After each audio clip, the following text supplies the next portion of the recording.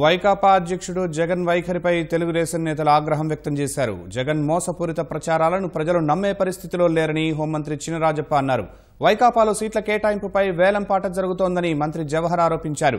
శాసనసభకు వస్తారో రారో తెలియని వాళ్లను ప్రజలు నమ్మట్లేదని జూపిడి ప్రభాకర్ వ్యాఖ్యానించారు.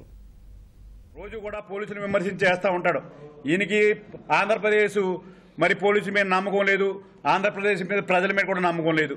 ఇవాళ పక్కన తెలంగాణలో మరి కన్ను పెట్టుకున్నాడు, అక్కడ మాకాం అక్కడ పెట్టుకున్నాడు, సీట్లు అక్కడ పెడుతున్నాడు. కేసీఆర్తో కూర్చొని మాట్లాడి వేళ సీట్లు పైన చేస్తున్నాడు. నాకు ఒక్కసారి అవకాశం ఇవ్వండి అంటాడు.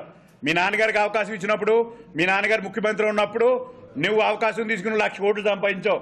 ఇవాళ కనుక నీకు అవకాశం ఇస్తే, ప్రజలు అవకాశం ఇస్తే నీకు 1,00,000 కాదు, నువ్వు ముఖ్యమంత్రిగా ఉంటే లక్షలాది కోట్లు ఇంకా ప్రభుత్వ కార్యక్రమాలే జరగవు. ఇవన్నీ కూడా నీ అకౌంట్లోకి వెళ్ళిపోతాయి. అధికార దాహం తప్ప వేరేదేమీ లేదు. తెలుగుదేశం పార్టీలో ఉన్నటువంటి వ్యక్తుల్ని హైదరాబాదులో ఆస్తులు కలిగిన వ్యక్తుల్ని లాక్కున్నారు. అక్కడ అకామిడేట్ చేయలేక అక్కడ బేరసారాలు, ఎమ్మెల్యేకి ఓ రేటు, ఎంపీకి ఓ రేటు, వేలంపాట.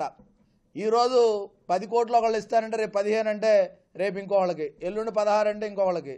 వేలంపాటలో ఈరోజు సీట్ల అమ్మకం జరుగుతూ ఉంది. ప్రతిపక్షమేమో ఒక్క అవకాశం ఇవ్వండి, ఇదేమన్నా తిరణాలనుకున్నారా? ఒక చాక్లెట్ ఇవ్వండి అని అంటానికి అసెంబ్లీలో పారిపోయారు, పార్లమెంట్లో పారిపోయారు. అసలు రేపు మీకు పొరపాటున ఒక 20-30 సీట్లు వస్తే వైఎస్ఆర్ కాంగ్రెస్ పార్టీ మళ్ళా రేపు అసెంబ్లీకి వస్తారనే గ్యారంటీ లేదు కదా. నన్ను ముఖ్యమంత్రి చేయలేదు కదా, నేను ఎందుకు పోవాలి? అసెంబ్లీకి పోయి ఎవరి తరఫున మాట్లాడాలి?